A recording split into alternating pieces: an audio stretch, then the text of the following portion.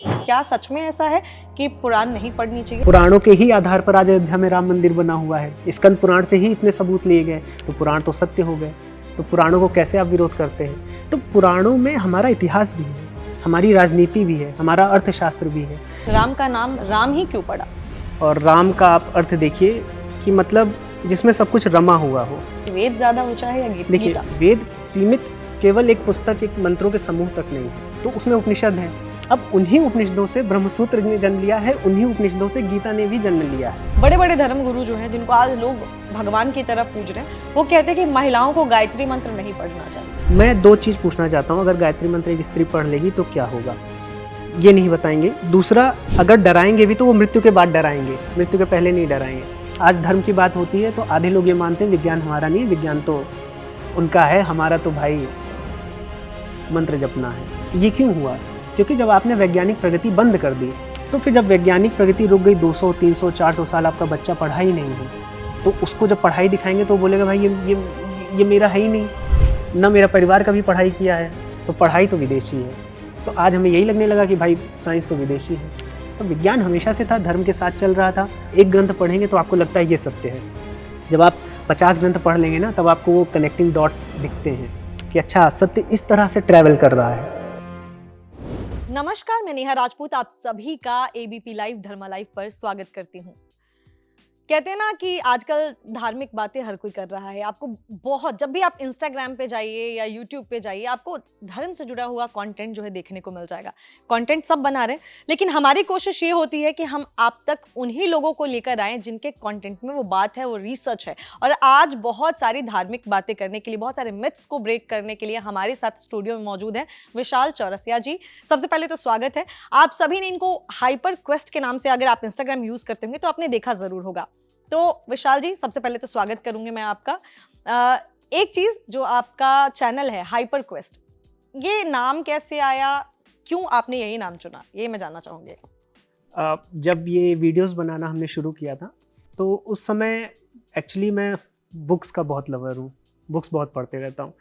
तो उस समय बहुत सी चीज़ें थी जो पॉपुलर साइंसेस में पढ़ता था, फिलॉसफीज में पढ़ता था। तो एक तरह से ऐसा लगता था कि कहीं ना कहीं जो हजारों सालों से लोग सोच रहे हैं जहाँ पहुँचने के लिए, जहाँ पर हमारे वैज्ञानिक लगे हुए हैं, जहाँ पर दार्शनिक लगे हुए हैं, वो एक तरह से खोज है, उसमें क्वेस्ट है एक। और मैं चीज़ों को लेके पैनिक भी हो रहा हूँ, मुझे जाननी है जाननी है जाननी है। तो एक तरह से उसमें अंदर एक हाइपर एलिमेंट है। तो वहीं से एक थॉट आया कि हाइपर क्वेस्ट जो है, इसी में मतलब मुझे ज़्यादा फील आ रही थी, और फिर इस नाम को रखा गया कि जो क्वेस्ट है हमारी, वो नॉर्मल क्वेस्ट नहीं है। हम इसके लिए चाहे विज्ञान हो, चाहे दर्शन हो, चाहे जितने पीछे जाना हो, चाहे जितने आगे जाना हो, काइंड ऑफ कि हमें पास्ट को फ्यूचर से ब्रिज करना है। तो उसके लिए फिर वो जो एक ग्लोबल नेम भी होना चाहिए, तो क्वेस्ट को लिया। और चूँकि मैं बचपन से ही बहुत इम्पल्सिव, बहुत हाइपर, इस तरह की चीज़ें सोचते रहता हूँ, तो फिर वो हाइपर क्वेस्ट वहीं से बना। हालांकि आपको देखकर हाइपर लग नहीं रहा है कि आप हाइपर होंगे। नहीं, अंदर से मैं बहुत चलते रहता है मेरे अंदर। ओके। बाहर से वो कामनेस रहती है। बाकी विशाल जी जो हैं वो IITian भी रहे हैं, तो मुझे लगता है पढ़ाई की तरफ आपकी ज्यादा रुचि रही है, तो इसीलिए आपने वेदों वगैरह की भी अध्ययन किया, वेद वगैरह। हाँ, वेद, जैसे कि मैं वही बता रहा हूँ कि बुक्स से जब आपको लव होता है तो आप फिर ये नहीं देखते हैं कि मैं क्या पढ़, क्योंकि मुझे पढ़ना पसंद है। फिर उसमें डोमेन हम देखते हैं कि चलिए मुझे ये पसंद है। तो उस समय क्या था कि मैं बहुत ढेर सारे लोगों को पढ़ रहा था, फिर कहीं ना कहीं कोई ना कोई जाके एक जगह पे रुक जा रहा था। चाहे आप स्टीफन हॉकिंग को ले लीजिए, चाहे आप नील डिग्रीज टाइसन को ले लीजिए, कहीं ना कहीं वो एक मिस्ट्री के पास जाके सब रुक जा रहे थे। तो फिर वो मिस्ट्री के लिए या तो फिर कहाँ जाएंगे, क्योंकि अभी साइंस को भी, मैं तो ज़्यादा से ज़्यादा 50-60 साल और रहने वाला हूँ, तो साइंस वहाँ तक पहुँच जाएगी तब तो बहुत अच्छा है कि मेरे जाने से पहले पहुँच जाए। नहीं तो हम किसकी तरफ देखें? तो फिर हम धर्म की तरफ देखते हैं, या हमारे प्राचीन ऋषियों ने कुछ किया हो। तो जब उसकी तरफ मैं आगे बढ़ने लगा, वेदों को, उपनिषदों का फिर बारी बारी से अध्ययन करना प्रारंभ कर दिया। तो इस वजह से फिर मैंने उपनिषदों को पढ़ा, वेदों को पढ़ा, दर्शनों को पढ़ा। तो अब यहाँ एक ऐसा, ये भारत जो है देश, इसमें इतनी मतलब ज्ञान की धारा ही बह रही है, आप पकड़ ही नहीं पाएंगे। तो जो ये पिछले 3-4 साल से अध्ययन चल रहा है, ये तो मुझे लग रहा है जीवन भर चलता रहेगा। तो इतना सब कुछ है।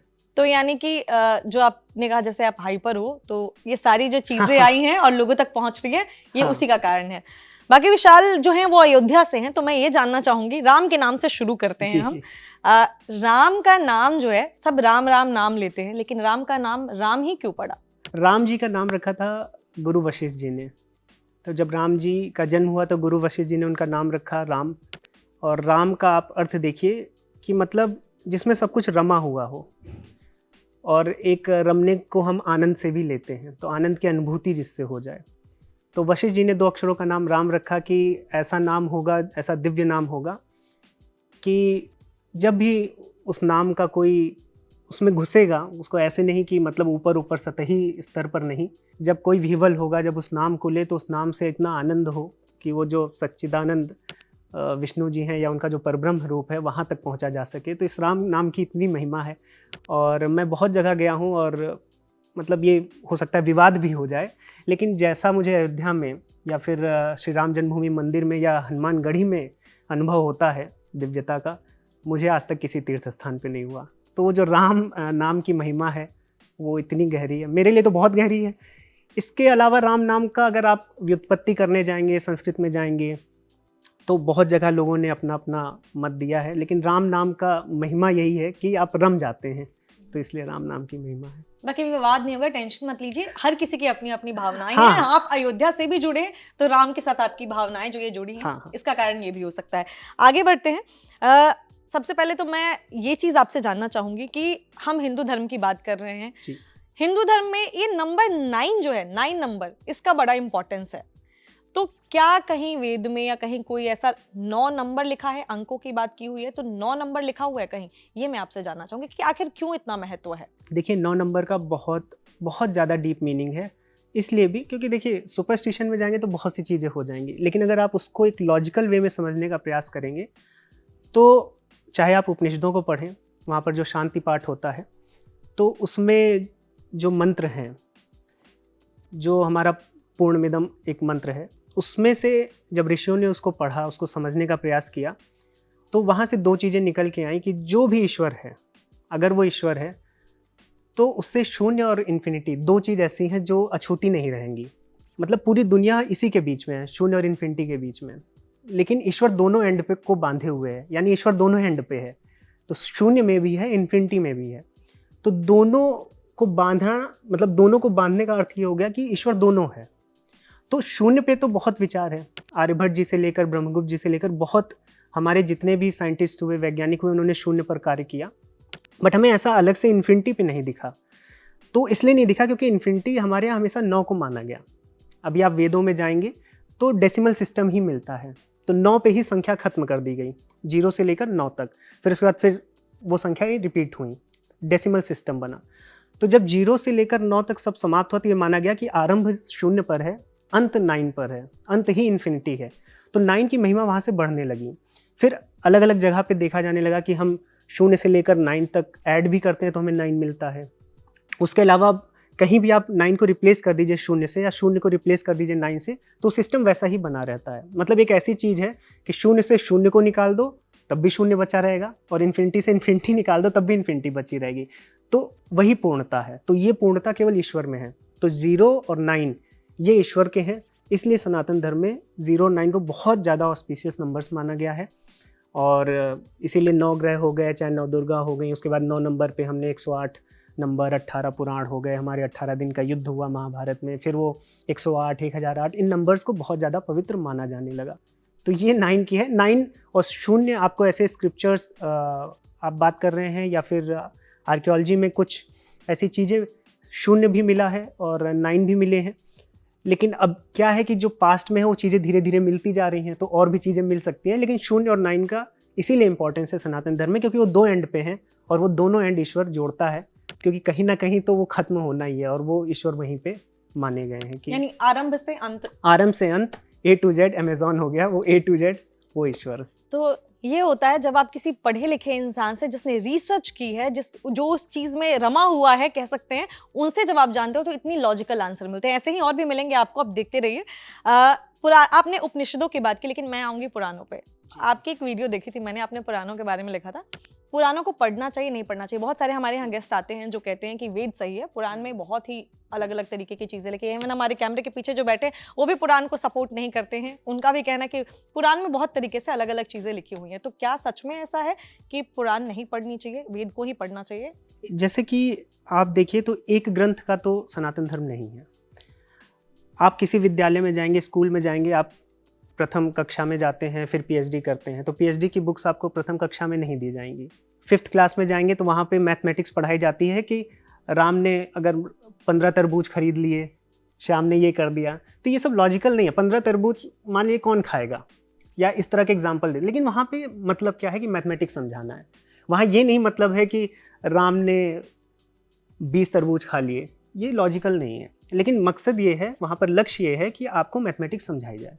तो जब कोई प्रारंभ करता है, हर व्यक्ति नहीं लॉजिकल हो सकता है। जो कैमरे के पीछे बैठे हैं वो लॉजिकल व्यक्ति होंगे, तो उनके लिए वो बहुत ओछी बात हो गई, तो इसलिए उनका स्तर ज़्यादा है, तो पीएचडी लेवल पे जा रहे हैं। तो इसलिए फिर वहाँ वेद और उपनिषद आपको घुमा नहीं रहे हैं, वो आपको कथाओं से बहला नहीं रहे हैं, वो आपके सीधे हृदय पर वार कर रहे हैं, मस्तिष्क पे बता रहे हैं भाई ये सत्य है, तुम्हें कड़वा लगता है तो तुम्हारा है। लेकिन पुराण क्या है, पुराण आपको बहला भी रहे हैं, वहाँ बांध भी रहे हैं, फिर उसके बाद उसमें बीच में एक लाइन डाल देंगे कि ये परब्रह्म है। तो वहाँ अगर आप चूक गए उस लाइन में, तो आपको कथाएं दिखेंगी, वध दिखेंगे राक्षसों के, दैत्यों के, और फिर उसमें आप कथाओं में फंस जाएंगे। ऐसी दुर्गा सप्तशती, अभी नवदुर्गा गई है, दुर्गा सप्तशती का हम पाठ करते हैं तो हमें लगता है कि माता जी हैं, उन्होंने शुंभ निशुंभ वध कर दिया, महिषासुर का वध कर दिया। हम इतना समझते हैं, इसके आगे नहीं समझते। लेकिन जब आप दुर्गा सप्तशती को देखेंगे तो वैदिक ज्ञान ही है उसमें आपको पता चलेगा कि किस प्रकार से जो दर्शन है उपनिषदों का वहाँ पर पिरोया गया है।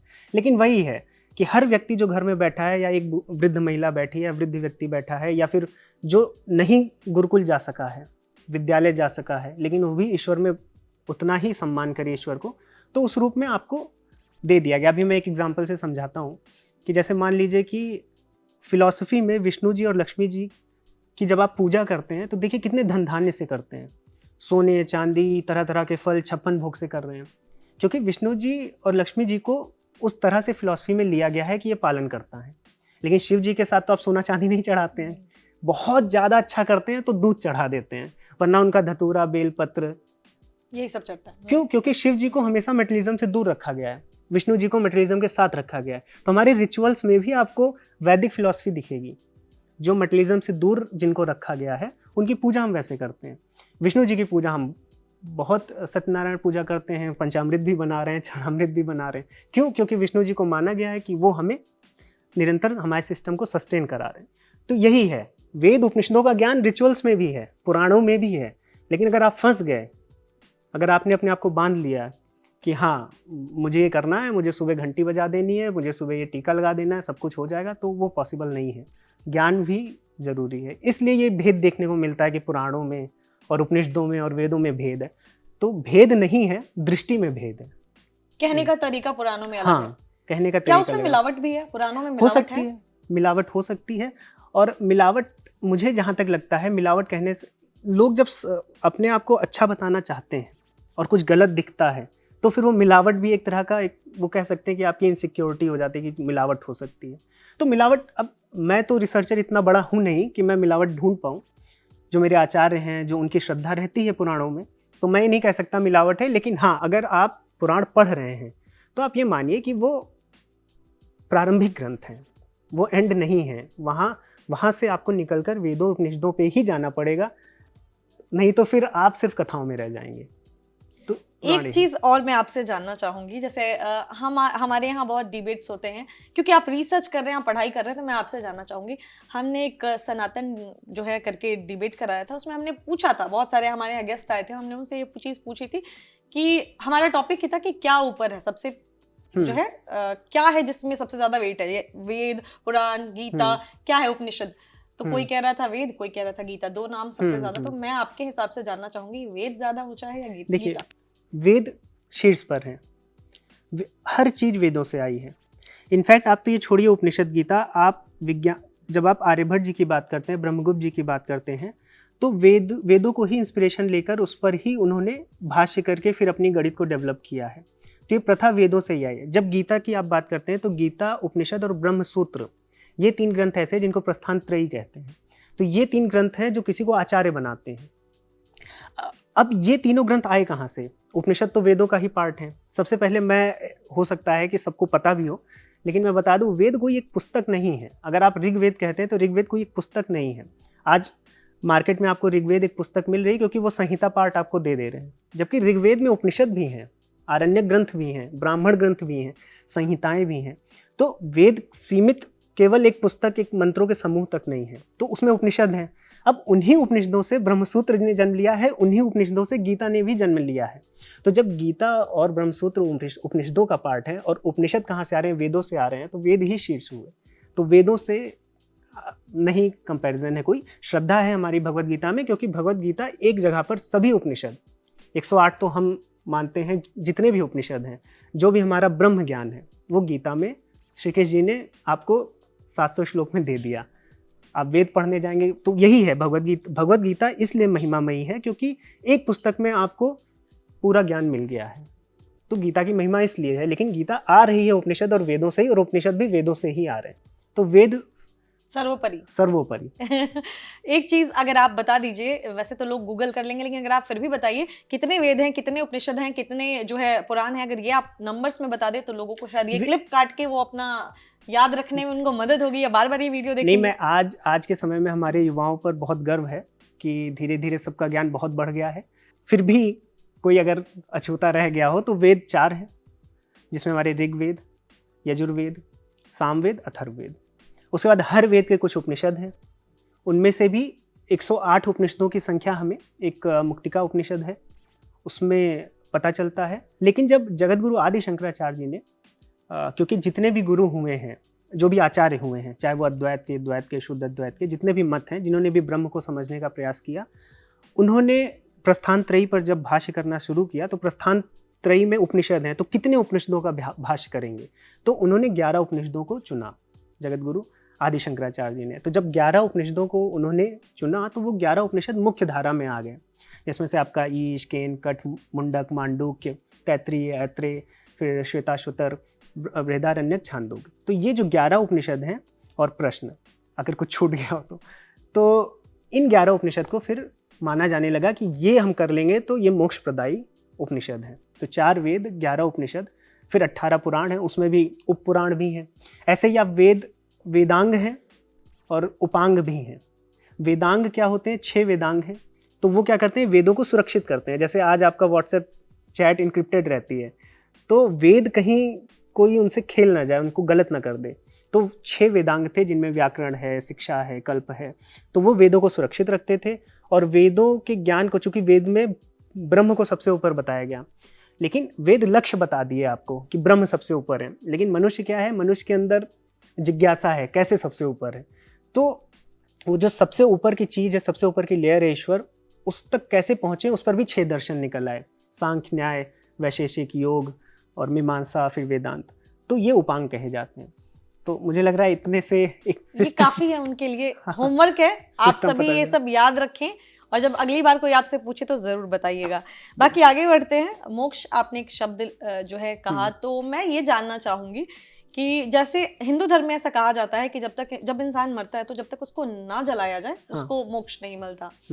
लेकिन दूसरी तरफ देखें तो हमारे जो ऋषि मुनि हैं वो तो समाधि ले लेते हैं। समाधि में कुछ जो है अलग अलग तरीके के। तो पहले तो ये कि समाधि है क्या, वो बता दीजिए, और उनको फिर कैसे मोक्ष मिला? वो तो समाधि ले गए, उनको तो जलाया नहीं गया। तो ये भी, इस पे भी आप जरूर थोड़ी सी रोशनी डालिए। देखिए, समाधियों का अगर आपको विधिवत ज्ञान किसी को करना है कि समाधियां हैं क्या, तो योग दर्शन सबसे अच्छा ग्रंथ है जो महर्षि पतंजलि जी ने हमको दिया है। अद्भुत ग्रंथ है। तो समाधियों के विषय में, उसमें आप, समाधि क्या है कि समाधि अंतिम स्टेज है। आप अष्टांग योग पे भी जाएंगे तो समाधि अंतिम है।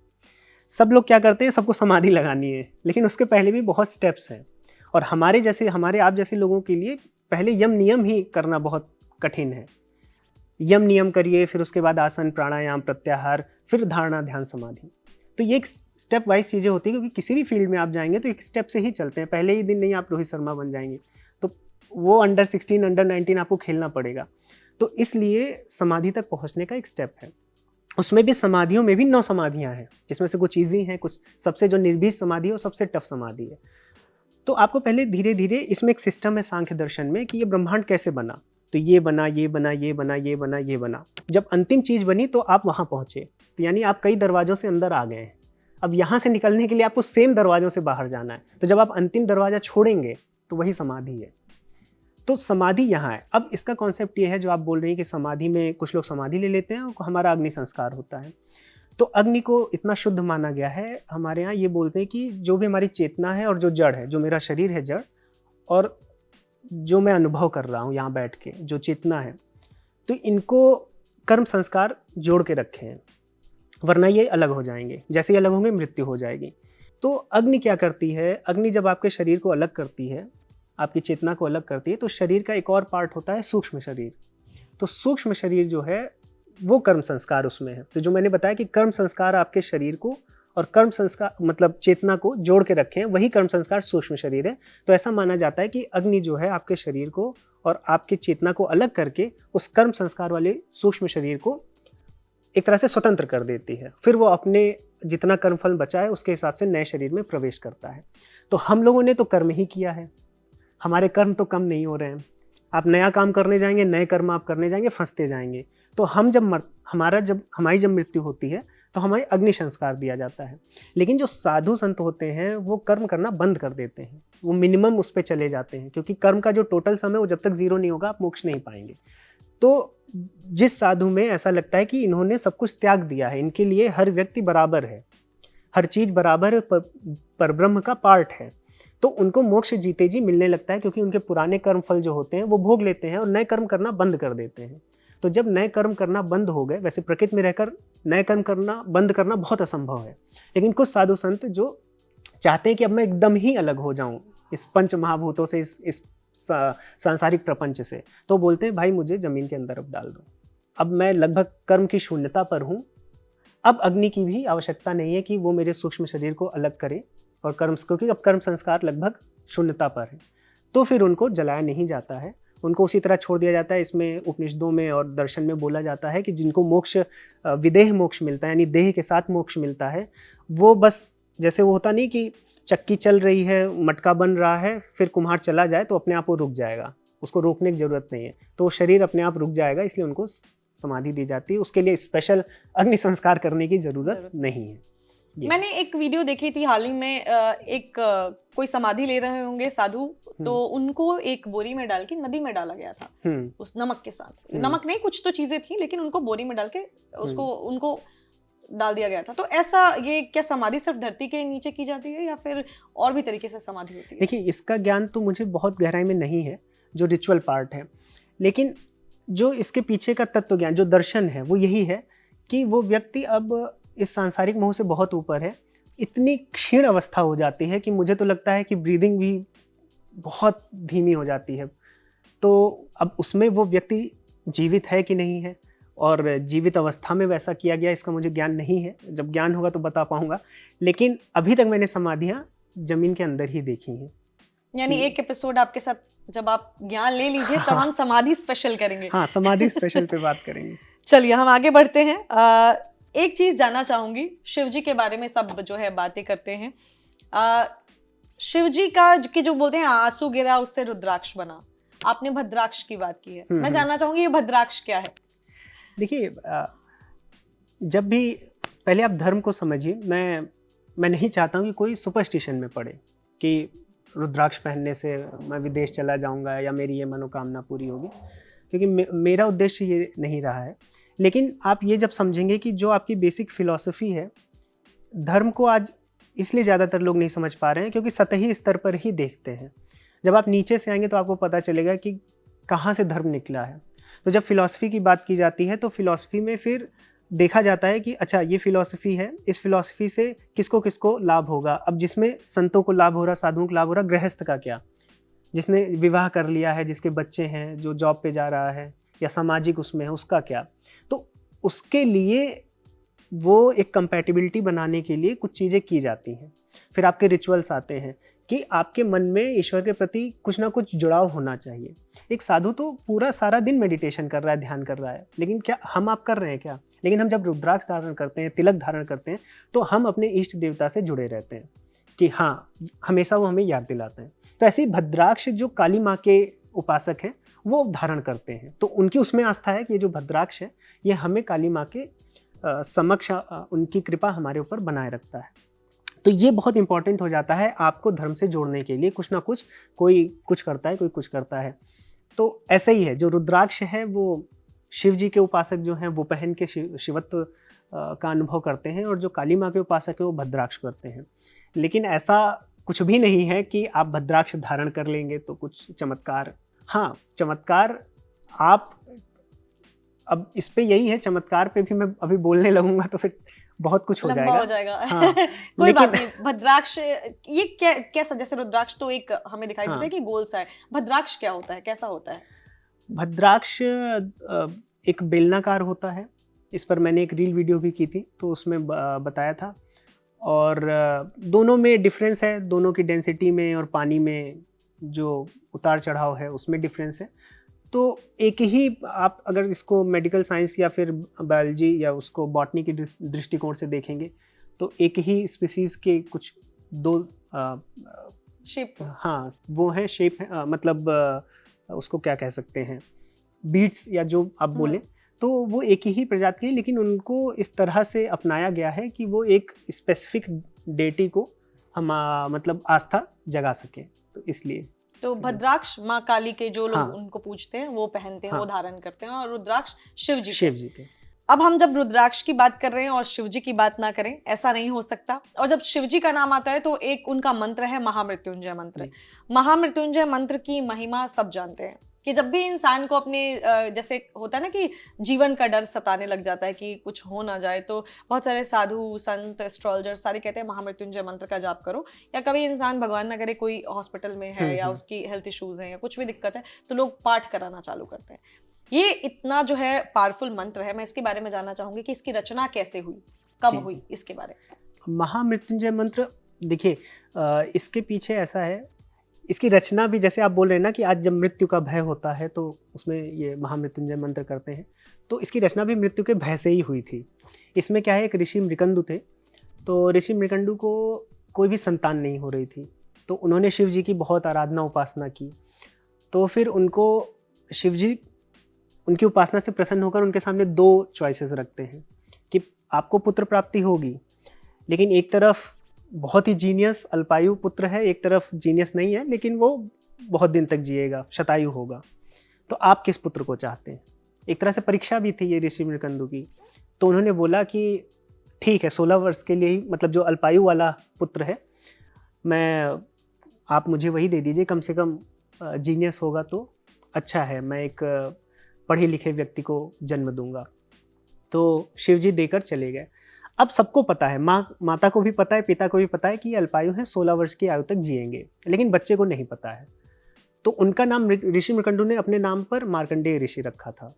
अब वो जब बड़े हो रहे थे तो चूंकि विद्वान थे, तो बचपन से ही उन्होंने वेद उपनिषद सब पढ़ना प्रारंभ किया था, और शिव जी की भक्ति चूंकि उनके पिता करते थे तो शिव तत्व में उनको कुछ ज़्यादा ही आनंद आने लगा और उसकी आराधना करने लगे। फिर जब 16 वर्ष की आयु के हुए तो उनकी माता से उनको पता चल गया कि ऐसी ऐसी बात है, क्योंकि उनकी माता दुखी रहने लगती थी। तो उन्होंने कहा अगर शिव जी ने मुझे यहाँ लाया है तो शिव जी ही मेरी माँ के लिए मुझे यहाँ रखेंगे। तो उन्होंने इस मंत्र की रचना की, महामृत्युंजय मंत्र की, और वो एक नदी के किनारे गए और वहाँ पर फिर उन्होंने शिवलिंग की स्थापना की मिट्टी से, और इस मंत्र का पाठ जिस दिन उनकी मृत्यु लिखी थी करने लगे। तो करते ही रहे। तो जब जैसे पर्सोनिफाई किया गया मृत्यु को यमराज जी के रूप में, तो जब यमराज जी आए, मतलब जब उनकी मृत्यु आई, तो वो वहाँ से हिले नहीं और उस शिवलिंग को पकड़े रहे और उस मंत्र का जाप करते ही रहे। मतलब यमराज भी उनको नहीं हिला पाए। तो यमराज जी भी फिर रिपोर्ट किए कि भाई ऐसी ऐसी बात है, ये तो नहीं आ पाएंगे और इसमें तो शिव जी की भी आराधना हो रही है। तो शिव जी को वहाँ आना पड़ा और फिर शिव जी ने यमराज जी से कहा कि इनको और आयु प्रदान की जाए। तो इसलिए वो मान्यता आ गई कि जो महामृत्युंजय मंत्र पढ़ेगा उसको स्वयं शिव जी जो है वो और आयु प्रदान करेंगे। तो फिर वहाँ से ये हमारे कल्चर में आ गया, ये हमारे समाज और धर्म का पार्ट बन गया कि महामृत्युंजय मंत्र अच्छी अच्छी बाधाओं से हमें आगे निकाल सकता है, क्योंकि इसमें स्वयं मृत्यु के भय से इसकी रचना हुई थी और शिव जी ने ही मृत्यु को पीछे कर दिया था इस मंत्र से। तो इसलिए महामृत्युंजय मंत्र का पाठ होता है। यानी कि मार्कंडेय ऋषि ने जो है उन्होंने रचना की थी अपनी माता के दुख को देखकर, और स्वयं मृत्यु का जो वो रहता है कि मृत्यु से अब कैसे बचेंगे जब शिव जी ही बचा सकते हैं, शिव जी ही मुझे लाए हैं, तो उन्होंने ये इस मंत्र की रचना की। और ये कथा कहाँ, मतलब ये कहीं कहाँ किस किताब में लिखी है? ये कथा आपको शिव पुराण में मिल जाएगी। अच्छा, मतलब इसलिए पूछा क्योंकि लोग बोलते हैं ना कहाँ लिखी है कथा, रेफरेंस दे नहीं, देंगे नहीं, तो मिल लोग जाएगा खुश हैं। रेफरेंस। देखिए बहुत सी बातें ऐसी होती है जिसमें बिल्कुल और बिना विदाउट रेफरेंसेस तो किसी चीज़ में भी नहीं आगे बढ़ना चाहिए। देखिए कोई व्यक्ति धार्मिक होते हुए भी मोटिवेशनल स्पीकर कब बन जाएगा उसका कोई वो नहीं है। तो आप रेफरेंसेस हमेशा मांगिए, कोई भी बात है उसका रेफरेंसेस मांगिए और उसको लॉजिक पे देखिए, क्योंकि जितने भी दर्शन हैं हमारे यहाँ सब में बताया गया है। न्याय दर्शन तो पूरा लॉजिक पर ही है कि आप, क्योंकि आप देखिए आज हम चंद्रमा को देखते हैं तो हम ये बोल देंगे कि ये तो थाली के आकार का है, दिख तो रहा है, क्या वो थाली है? नहीं है, वो तो स्फेयर है। तो इसीलिए लॉजिक की भी एक सीमा है, तो उस लॉजिक के भी आगे कैसे जाना है वो न्याय दर्शन है। तो इसलिए हमारे यहाँ ग्रंथों में सीधा कहा गया है कि प्रश्न करिए, लॉजिक से ही देखिए, रेफरेंसेस मांगिए, या फिर रेफरेंसेस को हमारे यहाँ बोला जाता है आप्त वचन।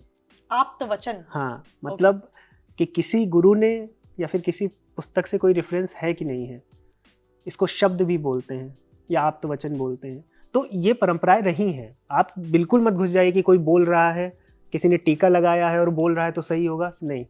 मुझे इसका उत्तर चाहिए कि ये कहाँ पे है और ये क्यों सही है। तो इस प्रकार से ही बढ़ने से आपकी उन्नति होगी, वरना तो फिर वो जो कुआं है उसी में घूमते रहेंगे। और वैसे भी हम पाखंड का पंचनामा करते हैं, तो इसीलिए हम आपसे ये इसीलिए बोल रहे हैं कि रेफरेंस आप दे दीजिए। हाँ। क्योंकि आपने जो बोला ना बहुत सही बात बोली कि आजकल कोई भी टीका लगा के अधूरी जानकारी फैला रहा है। एक चीज जो मैं आपसे जानना चाहूंगी कि जैसे आपने बोला कि आप बहुत सारी चीजें ऐसी हैं जो कि कुरीतियां भी हैं कह सकते हैं और लोगों को नहीं पता। बड़े बड़े धर्म गुरु जो है, मैं नाम नहीं लूंगी किन्हीं का भी, लेकिन बहुत सारे लोग समझ जाएंगे, बड़े बड़े धर्म गुरु जो हैं जिनको आज लोग भगवान की तरह पूज रहे हैं, वो कहते हैं कि महिलाओं को गायत्री मंत्र नहीं पढ़ना चाहिए। मैं आपसे जानना चाहूंगी कि क्या महिलाएं गायत्री मंत्र नहीं पढ़ सकती नहीं, अगर महिलाएं गायत्री मंत्र पढ़ लेंगी तो क्या हो जाएगा, पहले आप मुझे ये बताइए। ये सवाल उनसे किसी ने नहीं पूछा, लेकिन उसको फॉलो सभी ने किया। क्योंकि क्या होता है ना, वो जो कथा होती है और नीचे जो महिलाएं बैठी होती हैं और उस पद पे बैठ के बहुत बड़े बड़े गुरु, मैं इसीलिए कह रही हूँ, मैं नाम नहीं लूंगी क्योंकि किसी को भी डिसरिस्पेक्ट नहीं करना है, लेकिन जो लोग उन चीजों को मान रहे हैं उनको सही जानकारी देनी है। तो वो उतनी ऊंची जगह पे बैठ के कहते हैं कि गायत्री मंत्र महिलाएं नहीं पढ़ सकती। और बहुत ही बाबा, बहुत ही, मैं आपको आफ्टर इंटरव्यू बताऊंगी उनका नाम, लेकिन लोग समझ जाएंगे कि मैं किन किन लोगों की बात कर रही हूँ। तो वो कहते हैं कि नहीं पढ़ना चाहिए। तो मैं आपसे इसीलिए ये सवाल पूछ रही हूँ क्योंकि अभी आपने हाल ही में नवरात्रि के टाइम पे, जिन लोगों ने नहीं देखा है जाकर देखेगा, इन्होंने 9 मिथ्स जो बनाए थे। 9 days 9 myths। हाँ, तो 9 days 9 मिथ्स बनाए थे, तो उसमें आपने महिलाओं की बात की थी। मैं आपसे इसीलिए ये सवाल पूछ रही हूँ क्योंकि महिलाओं को ही बोला गया कि आप गायत्री मंत्र नहीं पढ़ सकती हैं। देखिए मैंने स्पेसिफिकली वो सीरीज़ बनाई इसलिए थी क्योंकि इस तरह के बहुत सी चीज़ें इंटरनेट चूँकि आज सबके घर पे पहुँच रही है। मैं 2 चीज़ पूछना चाहता हूँ, अगर गायत्री मंत्र एक स्त्री पढ़ लेगी तो क्या होगा, ये नहीं बताएंगे। दूसरा, अगर डराएंगे भी तो वो मृत्यु के बाद डराएंगे, मृत्यु के पहले नहीं डराएंगे। मृत्यु के बाद आप मोक्ष नहीं पाएंगी, मृत्यु के बाद फिर आपका गलत होगा, फिर आप कुछ दूसरी योनि में चली जाएंगी, बहुत सी चीज़ें हो सकती है। तो आपको डराया केवल मृत्यु के बाद जाएगा, मृत्यु के पहले नहीं कोई डराएगा। तो डर इंसान को लगता है जो चीज़ देखी नहीं है। अब आप मुझे ये बताइए कि गायत्री मंत्र जब वेदों का ही हिस्सा है, यजुर्वेद और ऋग्वेद में 2 मंत्रों से गायत्री मंत्र बना है, और वेद ही बोल रहे हैं कि वेद सभी स्त्रियों, सभी मनुष्यों, सेवकों, ब्राह्मण, क्षत्रिय, वैश्य, शूद्र, सबके लिए ईश्वर ने प्रदान किए हैं, उपदेश दिए हैं। तो जब सबके लिए दिए हैं और वेदों का ही वो मंत्र है तो क्यों नहीं पढ़ सकती? फिर कुछ लोग तर्क देंगे कि स्त्रियां जनेऊ नहीं धारण करती इसलिए नहीं पढ़ सकती। इस जनेऊ धारण ही इसीलिए किया जाता है कि हम वेद उपनिषदों को पढ़ें। मतलब ये एक एडमिशन प्रोसेस था। ऐसा नहीं कि जनेऊ धारण करने के बाद आपकी शक्ति, मतलब शरीर में कोई शक्ति संचार हो गया और फिर आप वैदिक मंत्रों को पढ़ पाएंगे। नहीं, आज के समय में आप फॉर्म भरते हैं, स्कूल जाते हैं, बिना फॉर्म भरे तो आपका एडमिशन होता नहीं। तो वो जनेऊ धारण करना इट्स काइंड ऑफ आप फॉर्म भर रहे हैं बस। तो आप जब वेद और उपनिषदों को पढ़ रहे हैं, और अगर ऐसी प्रथा थी कि वेदों और उपनिषदों को पढ़ने से पहले एक गुरु आपको जनेऊ संस्कार कराता था, फिर आप पढ़ते थे, तो चाहे स्त्री हो चाहे पुरुष हो, दोनों के लिए ये लागू है। इसमें तो अलग हो नहीं गई स्त्री की उसके लिए लागू नहीं है। आज के समय में जनेऊ सब कोई धारण नहीं करता क्योंकि सब कोई वेद उपनिषद भी नहीं पढ़ रहा। धीरे धीरे वो जो प्रथाएं हैं वो समाप्त हो गई। तो इसका अर्थ ये नहीं है कि जनेऊ धारण करने के बाद ही गायत्री मंत्र पढ़ सकते हैं। आज तो गायत्री मंत्र सभी पढ़ते हैं। कितने पुरुष जनेऊ धारण किए होंगे और तभी गायत्री मंत्र पढ़ते होंगे? बहुत ही कम। कोई नहीं। गायत्री मंत्र तो हम सुबह हम पॉजिटिव, हम सकारात्मकता के लिए हम पढ़ते हैं। तो हम तुम जनेऊ पहने नहीं और हम स्त्री को कह रहे हैं कि आप जनेऊ पहनिए तभी आप पढ़िए। तो ऐसा कुछ नहीं है, सभी में ईश्वर का अंश है और आप बिल्कुल गायत्री मंत्र का पाठ कर सकती हैं। मैं जानना चाहता हूँ कि गायत्री मंत्र पढ़ के कुछ प्रेडिक्शन ऐसे कोई गुरु दें कि हाँ 1 हफ्ते में आपकी मृत्यु हो जाएगी या 1 सप्ताह में ये हो जाएगा, तो फिर हम उस पे देखते हैं कि अगर इस प्रकार की कोई चीज़ है तो मैं स्वयं घर जा जाकर बोलूँगा कि गायत्री मंत्र मत पढ़िए। या हाँ, आप कुछ और रिसर्च करेंगे, कहीं तो लिखी होगी ये बात। अगर वो गुरु कह रहे हैं, तो मैं जितने भी लोग, जितनी भी महिलाएं खास तौर पे ये वीडियो देख रही हैं, मैं उनसे एक रिक्वेस्ट करूंगी कि जब भी आप किसी बाबा को सुनते हैं, किसी कथावाचक को सुनते हैं या किसी को भी सुनते हैं और वो अगर आपसे ऐसी बातें करे, तो उससे सवाल जरूर पूछिए कि ऐसा क्यों नहीं करना चाहिए। जैसे अभी आपको उन्होंने अगर बोला कि गायत्री मंत्र नहीं पढ़ना चाहिए, आपको सवाल करना चाहिए था, लेकिन हालांकि जवाब आपको यहाँ से मिल चुका है कि आप गायत्री मंत्र पढ़ सकती हैं। आगे बढ़ते हैं, और भी बहुत सारी बातें तो है हमें करनी है, लेकिन एक दो सवाल जो बहुत ही इंपॉर्टेंट है मैं वो आपसे पूछूंगी। आपने ब्रह्मांड की बात की, अगर किसी को ब्रह्मांड के बारे में, यूनिवर्स के बारे में, क्योंकि आजकल हर कोई जो है ना जानना चाहता है कि क्या है क्या है, लोग तो धार्मिक भी होते गए हैं और ऐसा हो रहा है कि लोग थोड़ा सा जो खाली टाइम मिलता है ना उसमें और भी चीजें जानने की कोशिश करते हैं। तो अगर किसी को ब्रह्मांड के बारे में जानना है, क्या पढ़े, वो कैसे पढ़े? ये ब्रह्मांड, सभी धर्मों का सबसे सर्वप्रथम उद्देश्य तो यही था कि ब्रह्मांड को समझा जाए, क्योंकि देखिए हर सदी में, हर शताब्दी में कुछ ट्रेंड आते गए हैं। आप सभी धर्मों को उठाएंगे तो आप देखिए, जब क्रिश्चियनिटी थी उसके पहले वैदिक धर्म पनप रहा था, फिर उसी के समय फिर यहूदी धर्म हुआ, फिर उसके कुछ दिन बाद इस्लाम आया, फिर अभी सिख धर्म आया। तो एक ट्रेंड होता है। अब आज नया धर्म कोई नहीं आ रहा है, आज एआई का ट्रेंड है, आज टेक्नोलॉजी का ट्रेंड है।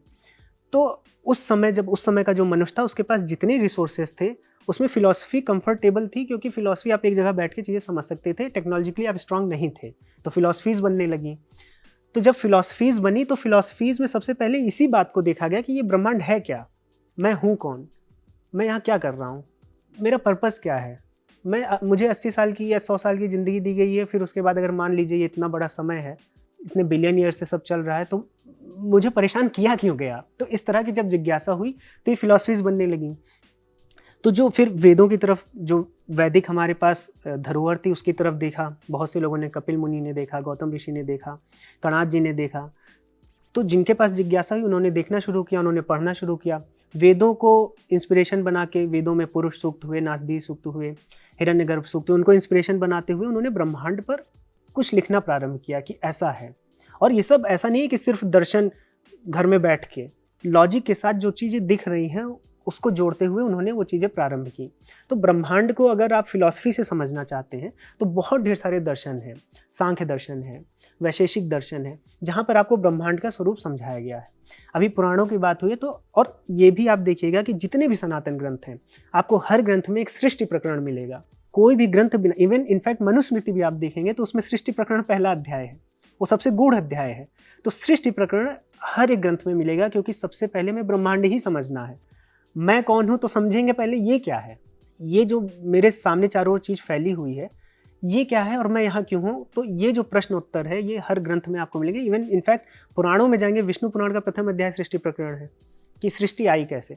ज्ञान हर जगह एक है, लेकिन कहीं पर विष्णु जी ने उस चीज़ को शक्ति दी है, कहीं पर दुर्गा जी ने उस चीज़ को शक्ति दी है, कहीं पर उसको उपनिषदों में ब्रह्म बोला गया है, सांख्य दर्शन में जाएंगे तो पुरुष बोला गया है। तो बोलने का तरीका अलग हो सकता है, लेकिन हर एक ग्रंथ में, क्योंकि धर्म का उद्देश्य ही यही है कि आपको समझाया जाए आखिर में है क्या ये जो जगत दिख रहा है। तो इसलिए अगर आपको पढ़ना है ब्रह्मांड के विषय में तो आप किसी दर्शन को उठाइए। बहुत दर्शनों पर भी बहुत ढेर सारी पुस्तकें होती हैं, जिसमें से जो भी अवेलेबल हो आप कहीं से शुरू कीजिए। सबसे पहले आप ये सोचते हैं ऑथेंटिक क्या है, मतलब मैं देखता हूँ लोग पढ़ते नहीं हैं, लेकिन ऑथेंटिक क्या है और दुनिया भर की चीज़ें आप पढ़ना प्रारंभ कीजिए। सांख्य दर्शन पढ़िए, पुस्तकें हैं, धार्मिक पुस्तकें, इतनी सस्ती पुस्तकें हैं। 4-5 बता दीजिए लोगों को जिनको ब्रह्मांड के बारे में जानने का मन करे, क्योंकि क्या होता है ना, लोगों को समझ नहीं, आप पढ़ रहे हैं तो आप सही तरीके से जानकारी दे पाएंगे। 3-4 किताबें उनको रेफरेंस अब जैसे देखिए, मैंने सांख्य दर्शन बोला तो सांख्य कारिका है, केवल 72 सूत्र हैं, आप 2 घंटे में समाप्त कर देंगे। अगर थोड़ा भी आपको अंडरस्टैंडिंग है तो सांख्य कारिका आपको मिल जाएगी। आपके पास कुछ नहीं है, आज के समय में क्या है कि हर घर में विष्णु पुराण तो जरूर होगा, नहीं भी होगा तो विष्णु पुराण आप ले लीजिए, उसका 1-2 अध्याय आपको पढ़ना है। उसमें हाँ ये हो सकता है कि आपको बहुत से शब्द नहीं समझ में आएंगे, व्यक्त क्या है, अव्यक्त क्या है, प्रकृति क्या है, तन्मात्रा क्या है, बहुत ढेर सारे शब्द आएंगे। तो आप गूगल करिए, आप दुनिया भर की चीज़ गूगल कर रहे हैं, लेकिन जहाँ धर्म की बात आती है तो आप सोचते हैं नहीं मुझे एक गुरु मिलेगा एक दिन, और वो गुरु के मैं जब चरणों में जाऊँगा तब मुझे ज्ञान मिला। अरे जब आज गूगल है तो आप करिए ना, आपको किसी ने नहीं रोका है। तो आप विष्णु पुराण पढ़िए, अध्याय पढ़िए, उसमें देखिए कि जो शब्द आ रहे हैं व्यक्ति का क्या अर्थ है, अव्यक्त का क्या अर्थ है। थोड़ी कठिनाई होगी, उसको भी सिंप्लीफाई किया है, गीता प्रेस ने इतना अच्छा काम किया। आप उसको लेकर जिज्ञासु बनिए, गूगल करिए, तो वही मैं कह रहा हूँ, सांख्य दर्शन पर पुस्तकें हैं, वैशेषिक दर्शन पर पुस्तकें हैं, आप उनको खरीद के पढ़िए, विष्णु पुराण पढ़िए। इनफैक्ट भगवत गीता में भी सांख्य दर्शन आपको मिलता है, तो सृष्टि के विषय में कुछ ना कुछ उसमें भी ज्ञान है। वेदों से तो मैं नहीं कहूँगा कि आप वेदों से ही प्रारंभ करिए, लेकिन अगर आपको ब्रह्मांड के विषय में है, क्योंकि देखिए वेद और उपनिषद क्या है, वो सीधे लक्ष्य की बात करते हैं। वो आपको लक्ष्य बता देते हैं कि देखिए ब्रह्म जो है वही लक्ष्य है, लेकिन वो यात्रा जो है वो यात्रा केवल दर्शन कराते हैं, वो फिलॉसफीज कराती हैं आप। और ऐसा भी नहीं केवल आप सीमित रहिए भारतीय दर्शन में, आप ग्रीक फिलॉसफी पढ़िए, आप चाइनीज़ फिलॉसफी पढ़िए, आप जापानीज़ फिलॉसफी पढ़िए। आपको आपको आप क्यों सोच रहे हैं कि मुझे केवल हिंदू बन के ही रहना है? आप पढ़िए, आप पढ़ने में क्या कमी है? तो जब आप ग्रीक फिलॉसफी पढ़ेंगे तो आपको समझ आएगा कि उन्होंने ब्रह्मांड को कैसे समझा है। फिर आप भारतीय जो 6 दर्शन है मुख्यतः, उनको पढ़ेंगे तो समझ में आएगा कि यहाँ के साधु संतों ने ब्रह्मांड, क्योंकि प्रारंभ तो यहीं से हुआ है, ब्रह्मांड से ही। फिर आप विष्णु पुराण है, और भी पुराण है, पद्म पुराण है, जहाँ पर आपको ये ज्ञान मिल सकता है। तो इस तरह से हैं। तो आपने 5 बोला, तो जैसे आपने काफी बता दिया। सांख्य दर्शन है, वैशेषिक दर्शन है, इनफैक्ट योग दर्शन में भी आपको लगेगा, आज योग के नाम पे आपको लगता है कि सिर्फ व्यायाम है, उसको हठ योग कहते हैं। व्यायाम ही नहीं है, योग एक फिलॉसफी है, दर्शन है, जो आपको मैंने बताया था ना, जैसे आप घुसे हैं जिन जिन दरवाजों से, उन दरवाजों से बाहर कैसे जाना है, वो आपको योग दर्शन बताता है। तो हैं, बहुत सी चीज़ें हैं। मुझे आज ये शौक लगता है कि आज हमारे घर में रामायण है, हमारे घर में विष्णु पुराण है, लेकिन हमारे घरों में सांख्य दर्शन नहीं है, हमारे घरों में योग दर्शन नहीं है, हमारे घरों में उपनिषद नहीं है। क्यों नहीं है? जब आप विदेश जाएंगे तब वहाँ पर उपनिषदों की बात करेंगे, वेदों की बात करेंगे, तब वहाँ पुराणों की बात नहीं करेंगे। लेकिन जब आप अपने घर में आएंगे तो बैठ के फिर आप पुराण और आदि काव्य पढ़ेंगे। तो आप अपने घर में अपने बच्चों को क्यों नहीं दर्शन और उपनिषद पढ़ाते हैं, जब उसको ही लेकर गौरवान्वित होते हैं आप विदेशों में। तो आज अपने घरों में सबको उपनिषद, ईश उपनिषद सबसे छोटा उपनिषद है, 18 श्लोक हैं, सबसे छोटा। मुझे लग रहा है 50 रुपए की भी चीज़ आज मार्केट में उसको मिल जाएगी, लेकिन उस 50 रुपए को नहीं खर्च करेंगे और दुनिया भर की चीजों को 50 रुपए का इंटरनेट पैक रिचार्ज कराएंगे। हाँ। और वो वही वीडियोस देखेंगे जहां से उनको गलत जानकारी मिल रही है। वही कह रहा हूँ, इतने बड़े बड़े उपनिषद हैं जो बहुत गहरे हैं, लेकिन उसमें भी एक ईश उपनिषद भी है जो प्रथम उपनिषद है, 18 श्लोक है, उसी को आप समझ लीजिए। तो हैं, बहुत सी चीजें हैं, और बस आपको हालांकि आपने बहुत सारी चीजें बता दी कि आप कौन कौन से ब्रह्मांड के बारे में आप जो है पढ़ना है, तो कौन कौन से जगह से वो पढ़ सकते हैं। एक आखिरी सवाल आपसे जानना चाहूंगी कलयुग के बारे में, जहां हम जी रहे हैं। कलयुग के बारे में कहा जाता है कि संभल में जो अभी जो है मोदी जी ने भी उद्घाटन किया, तो संभल को ही कल्कि ने अवतार लेने के लिए क्यों चुना, मैं ये जानना चाहूंगी। क्या खास है उस जगह में, ऐसा कुछ बताया गया है? ऐसा तो मेरे संज्ञान में नहीं कि खास क्या है, लेकिन हाँ, पुराणों में कुछ श्लोक हैं जहाँ पर संबल ग्राम के विषय में बात हुई है कि कल्कि जी वहाँ अवतार लेंगे, और कल्कि जी के माता पिता के विषय में वहाँ दिया गया है, नाम बताया गया है। तो वो रेफरेंस लेके फिर उस जगह पर मंदिर का, एक प्राचीन मंदिर भी रहा होगा, फिर उसका जीर्णोद्धार करा के नया मंदिर बनाया गया, तो वो रेफरेंस लेके पुराणों से बनाया गया। अब आपने ये बात की है तो इसमें बहुत से लोग ये भी प्रश्न करते हैं, विशेषकर वो लोग जो पुराणों को नहीं मतलब जो पुराणों को मानते हैं बहुत ज़्यादा, तो ये बोलते हैं कि आप बोलते हैं कि पुराणों को सिंबॉलिकली लें, पुराणों को थोड़ा सा उसमें ज्ञान ढूंढें, कथाएं मत ढूंढें, और पुराणों के ही आधार पर आज अयोध्या में राम मंदिर बना हुआ है, स्कंद पुराण से ही इतने सबूत लिए गए, तो पुराण तो सत्य हो गए, तो पुराणों को कैसे आप विरोध करते हैं? तो पुराणों में हमारा इतिहास भी है, हमारी राजनीति भी है, हमारा अर्थशास्त्र भी है। आप जब कोई पुस्तक पढ़ते हैं, मान लीजिए आज से 2000 साल पुरानी, तो भले वो फिक्शन हो, लेकिन लिखने वाला तो व्यक्ति था ना। उस समय कैसे लोग सोचते थे, वो बच नहीं सकता उससे, एक राइटर बच नहीं सकता अपने आप को दिखाने से एक बुक में, कितना भी उसने फिक्शन लिखा हो। आज हम जब साइंस फिक्शन पढ़ते हैं आज से 100 साल पुरानी, और जब वो बात करते हैं कि ऐसा कुछ मोबाइल 100 साल बाद आएगा, तो एटलीस्ट वो सोच रहे थे ना 100 साल पहले।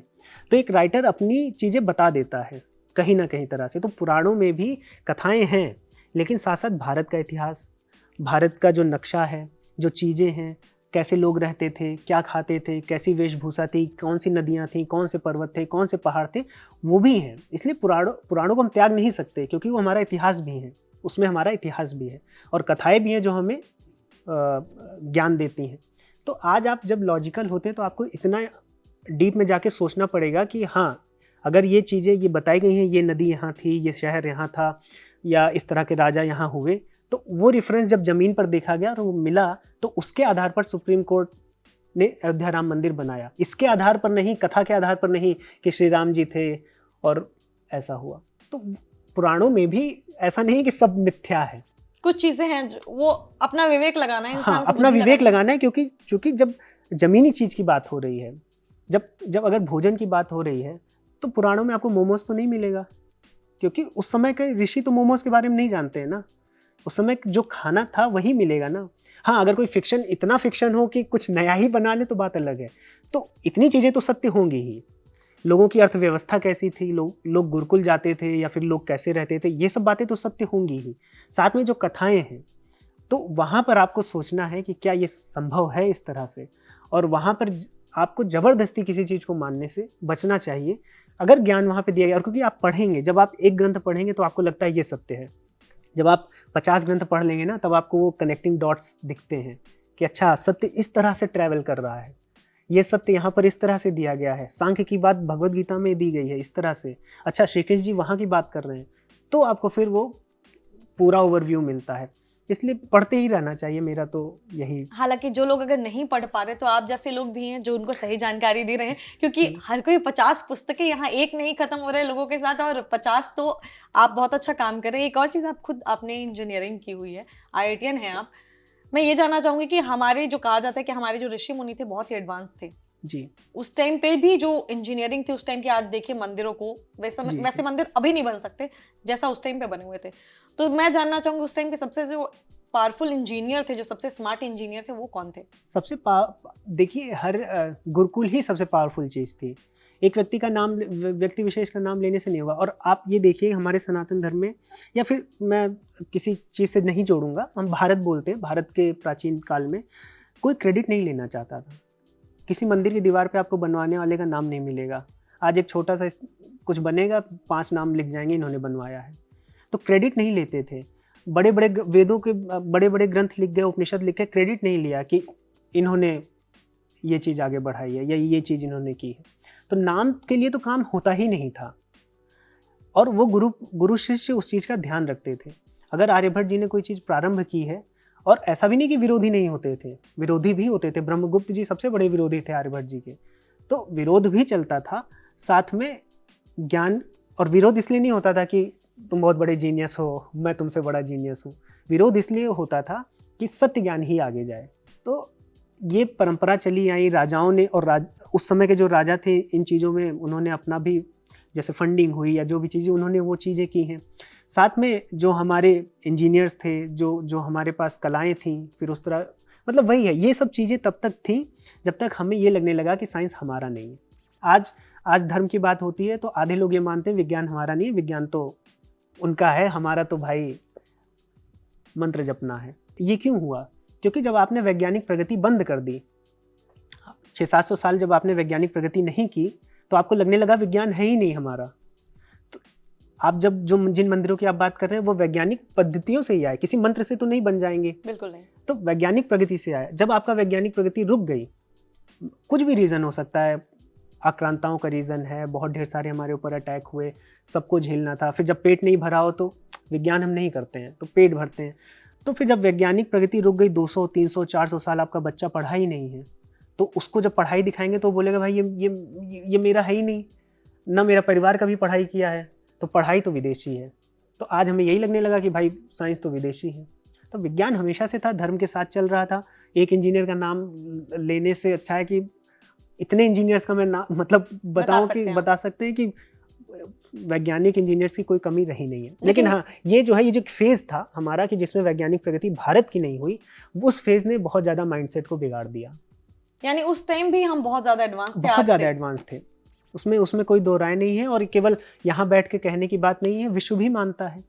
अभी कई रिपोर्ट्स ने ऐसा भी माना है, और मैंने भी उस पर वीडियोज़ बनाई कि किस प्रकार से कैलकुलस हो गई, किस प्रकार से हमारी ट्रिग्नोमेट्रिकल सीरीज़ हो गई, जो आज केरला स्कूल ऑफ मैथमेटिक्स है, किस प्रकार से कार्य हुआ है, उसको आज यूनिवर्सिटी ऑफ मैनचेस्टर भी मानता है उसको। मतलब बात ये आती है अंत में कि जब वेस्टर्न मान लेता है वर्ल्ड, तब हमें लगता है कि हम कुछ हैं। क्यों? क्योंकि 300-400 साल से हमने कुछ किया नहीं है ना। अब जब हम करेंगे और कर रहे हैं, तो वो रीगेन होगा, हमारा जो सेल्फ कॉन्फिडेंस है वो अब धीरे धीरे बिल्ड हो रहा है। और हाँ, बहुत सारे जैसे गुरुकुल भी स्टार्ट हो रहे हैं, गुरुकुल में भी बहुत सारी जानकारियां दी जा रही हैं, आप लोग जैसे लोग भी रिसर्च कर रहे हैं और हमारी जो पुरानी चीज़ें हमारे वेदों में हैं वो आप बता रहे हैं, जो कि आप बहुत ही अच्छा कर रहे हैं। एक और चीज़ जानना चाहूँगी, अगर किसी को, जैसे मैं हमेशा पूछती हूँ जब भी कोई गेस्ट आता है, हर कोई अपने अपने अनुभव से बताता है, बहुत सारे लोग आपसे आज कनेक्ट कर रहे होंगे, जितने लोग आपसे कनेक्ट कर रहे होंगे आपसे ये जानना चाहेंगे कि आपके जैसा ज्ञान या आप जैसे पढ़ते हैं जो चीज़ें, तो वेद पुराण या ये सब चीज़ें पढ़नी है तो कहाँ से शुरुआत की जाए, कैसे शुरुआत की जाए? देखिए, मैंने ये प्रश्न अपने आचार्य जी से भी पूछा। हमारे यहाँ संस्कृत की कक्षाएं चलती हैं, वो संस्कृत पढ़ाते हैं। मैंने यही पूछा था उनसे कि देखिए, मैं क्या था, मैंने शुरू कर दिया, मैंने नहीं सोचा। मेरे घर में विष्णु पुराण था, मैंने विष्णु पुराण से प्रारंभ कर दिया। फिर मुझे विष्णु पुराण में दिखा कि यार ये तो मुझे समझ में ही नहीं आ रहा है, तो मैंने गूगल किया। फिर मुझे समझ में, अच्छा व्यक्त अव्यक्त के लिए सांख्य दर्शन अच्छा है, तो सांख्य दर्शन पढ़ लिया। तो मैंने ऐसे प्रारंभ किया। तो अब कोई मेरे पास आता है सलाह लेने के लिए, तो मैं ऐसे भी नहीं बोल सकता है कि जो भी घर में शुरू प्रारंभ कर दो, क्योंकि वो मेरी तरफ आशा से देख रहा है। तो मैंने अपने आचार्य जी से पूछा कि आप मुझे बताइए। तो आचार्य जी ने कहा ये संभव ही नहीं है, इसका उत्तर नहीं है कि प्रारंभ कहाँ से करें, क्योंकि यहाँ पर कोई सीढ़ी नहीं है। हाँ, स्तर है कि वेदों से प्रारंभ मतलब आप करें तो थोड़ा सा फिर वहाँ गुरु का साथ चाहिए, क्योंकि बहुत क्लिष्ट है। अगर वेद क्लिष्ट ना होते और वेद सॉर्टेड होते और तुरंत सबको पता चल जाता, तो फिर जो गुरु शिष्य परंपरा इतने सालों से आई है उनकी आवश्यकता ही क्या थी? फिर आचार्य शरण को क्यों वेदों का भाष्य करना था? दयानंद सरस्वती जी को क्यों करना था? क्योंकि वेदों को जैसे वो होता है ना, एक कुछ मूवीज होती हैं, आप जितनी बार देखो कुछ नया मिलेगा। वेद वैसे है कि आप जितनी बार पढ़ेंगे तो कुछ आपको मिलेगा, कुछ ना कुछ ऐसा जो है जो आपको अलग ले जाना चाहेगा। तो इस प्रकार से बहुत सी चीज़ें आ गई हैं, लेकिन प्रारंभ ही करना है और आप प्रारंभ करने जा रहे हैं, तो मुझे लगता है कि जो इसेंस है हमारा, जो उपनिषदों का हर चीज़ का, वो भगवद गीता में है। और भगवद गीता व्यवहारिक ग्रंथ है। वैसे तो गीताएं बहुत हैं, 50 से भी ज़्यादा गीताएं हैं, मुझे लग रहा 100 गीताएं होंगी। हमने अष्टावक्र गीता, उद्धव गीता, अवधूत गीता, देवी गीता, हम सब पढ़ा रहे हैं, सब अपनी वीडियोस बना रहे हैं। लेकिन भगवद गीता ऐसा है कि वहाँ पे एक टेंशन है कि आपके सामने आपके परिवार के लोग हैं, वो स्थिति बहुत धर्म संकट वाली है, तो आपके जीवन में भी ऐसी बहुत स्थितियाँ आती हैं। तो भगवद गीता बेस्ट है, मतलब आप भगवद गीता पढ़ेंगे तो फिर आपको क्यूरियोसिटी और बढ़ेगी। अच्छा, तो यहाँ पर ये बात हुई है, यहाँ कर्म की बात हुई है, यहाँ ज्ञान की बात हुई है, मेरे लिए क्या अच्छा है, ज्ञान की कर्म। फिर और सनातन धर्म केवल पढ़ना नहीं है, जीवन में उतारना है। मैं हाइपर क्वेस्ट बनाने से पहले बहुत अलग व्यक्ति था। मैं कॉर्पोरेट वर्ल्ड में काम कर रहा था। कॉर्पोरेट वर्ल्ड में बहुत सी चीज़ें होती हैं, बहुत से एंजॉयमेंट होते हैं, कर रहे हैं। लेकिन एक बार जब आप ग्रंथों से जुड़ते हैं ना, तो आपका व्यक्तित्व तो बदल ही जाता है, तो वो जीवन में भी उतर जाता है। तो जब आप पढ़ते हैं, देखते हैं, और बी लॉजिकल, मतलब थोड़ा सा लॉजिक के साथ ही आप चीज़ों को समझने का प्रयास कीजिए। जब आप ग्रंथ पढ़ेंगे भगवद गीता, अपने आप दूसरे ग्रंथ का द्वार खुल जाएगा, अपने आप आपको समझ में आएगा कि अब मैं किस दिशा में बढ़ूँ। तो जब आप उसको पढ़ेंगे, जीवन में उतरने लगेगा, अपने आप आपका व्यक्तित्व में जो और विकास है होने लगेगा। तो ऐसे अब एक या फिर इस पे हमारा एक प्रोजेक्ट है जो हम चाह रहे हैं, लेकिन इसमें भी क्या है कि इसमें भी टॉपिक वाइज ही हो सकता है। अगर मैं बोलूँ कि ये पुस्तक आप पढ़िए, फिर ये पढ़िए, तो उस पुस्तक में भी मैंने बताया ना कि हर पुस्तक में सृष्टि प्रकरण है, हर पुस्तक में वो चीज़ दी गई है अलग अलग तरीके से। तो आप एक पुस्तक में ही सब कुछ है, तो दूसरी पुस्तक पे क्यों जाना? लेकिन हम चाहते हैं कि इस पुस्तक से ये चैप्टर पढ़ लो, उस पुस्तक से वो चैप्टर पढ़ लो। इस तरह का अगर हम कुछ प्रोजेक्ट कर पाएँ, जो कि 3-4 साल लेगा मुझे लग रहा है, तो वो अवश्य हम सबके साथ शेयर करेंगे। वो आचार्य जी से मैंने बात की थी, उन्होंने ये आइडिया दिया था कि ग्रंथों में तो आप एक भी ब्रह्मसूत्र भी पकड़ेंगे, तो ब्रह्मसूत्र अद्वैत मत से आपको शंकराचार्य जी भी बता देंगे। आप ब्रह्मसूत्र को आप द्वैत से भी पढ़ सकते हैं, अद्वैत से भी पढ़ सकते हैं, शुद्ध अद्वैत से भी पढ़ सकते हैं। तो आप फिर वहाँ पे फिर बिखर जाएंगे। तो इसलिए ये है कि आप भगवद गीता से प्रारंभ करें। उसके बाद, और इसमें भी बहुत बड़ा प्रश्न होता है कि भगवद गीता कौन सी ऑथेंटिक है, हम इस्कॉन की नहीं पढ़ेंगे, मतलब बहुत से ऐसे आते हैं प्रश्न, या फिर हम इनकी नहीं पढ़ेंगे, उनकी नहीं पढ़ेंगे। मैं कह रहा हूँ आप कोई भी ग्रंथ पढ़िए, सभी ऑथेंटिक हैं। कमेंट्रीज में आपको दिक्कत आती है जब कोई व्यक्ति विशेष करता है। जगतगुरु आदि शंकराचार्य जी करते हैं तो थोड़ा सा अद्वैत की भावना दिखती है। इस्कॉन करेंगे तो उसमें प्रभु श्री कृष्ण ही परब्रह्म की तरह दिखाए गए। तो आप पढ़िए, सबका एक श्लोक है, 3 लोगों का मत पढ़िए, अपना भी देखिए, संस्कृत सीखिए। बहुत ज़्यादा संस्कृत, क्योंकि अगर आप हिंदी बोल ले रहे हैं, मराठी बोल ले रहे हैं, तमिल तेलुगु बोल ले रहे हैं, कन्नड़ा बोल ले रहे हैं, संस्कृत आपके लिए क्लिष्ट नहीं है। ऐसा कोई आप इंग्लिश और वेस्टर्न वर्ड से नहीं कि आपको संस्कृत का कुछ भी नहीं आता हो। अगर आप हिंदी बोल रहे हैं और साउथ की भी लैंग्वेजेस बोल रहे हैं तो आप संस्कृत सीख सकते हैं बहुत आसानी से। तो उससे आप अलग अलग मतों को भी देखिए, तब आपको उसका समझ में आएगा। एक पुस्तक के भरोसे मत बैठिए, मेरा बस यही कहना है। लेकिन शुरुआत भगवत गीता से आप हाँ, कर भगवत सकते गीता हैं से और कर लीजिए। संस्कृत जरूर सीखिए और साथ ही साथ सवाल भी पूछिए। सवाल पूछने से जवाब भी आते हैं। आप- और एक रिचुअल है, जाने से पहले मैं आपसे वो करवा लूं। हमारे शो पे धर्म संवाद पे जब भी कोई गेस्ट आता है तो क्या होता है, लोग और जो है वीडियो देखते हैं और उनके बहुत सारे सवाल होते हैं जो सवाल पूछते हैं। तो हम गेस्ट से प्रॉमिस लेते हैं कि उनके सवाल का जवाब देने के लिए आपको नेक्स्ट टाइम आना पड़ेगा। तो आपको अच्छा। ऑन कैमरा सारे जो है जितने भी व्यूअर्स हैं उनको प्रॉमिस देकर जाना है कि आप नेक्स्ट टाइम भी आएंगे और उनके सवालों का जवाब देंगे। बिल्कुल, मैं प्रश्नों से कभी घबराता नहीं हूँ, और जिस प्रश्न का मुझे उत्तर नहीं आता है मैं बिल्कुल बोलता हूँ भाई मुझे इतनी गहराई में नहीं पता है। तो प्रश्नों से मैं नहीं कुछ घबराता हूँ। कहीं भी प्रश्न होंगे तो मैं जरूर उत्तर करता हूँ उसका। तो मैं जाऊँगा अगर आप बुलाएंगी तो। जरूर। तो आप अपने सवाल लिख सकते हैं। आपने आज पूरा जो है ये इंटरव्यू देखा, आपने बातें सुनी। अगर आपके दिमाग में इसी तरीके की, क्योंकि ये सवाल जो है ये मुझे जो लगा या जो आप लोग पूछते रहते हैं वो सारे सवाल मैंने पूछे। अब अगर इस वीडियो को देखने के बाद आपको लगता है कोई और भी ऐसी चीज है जो आप जानना चाहते हैं तो कॉमेंट सेक्शन में लिख दीजिए। आज के लिए विशाल जी बहुत बहुत शुक्रिया आपका आने के लिए, बहुत अच्छी जानकारियां शेयर करने के लिए। बहुत बहुत धन्यवाद बुलाने के लिए, और मुझे भी ऑफ मिल गया अपने ऑफिस से एक दिन। आप और भी रिसर्च कर पाए और भी चीजें पढ़ पाए। जी। तो चलिए मिलते हैं किसी अगली वीडियो में, तब तक खुश रहें, ख्याल रखें।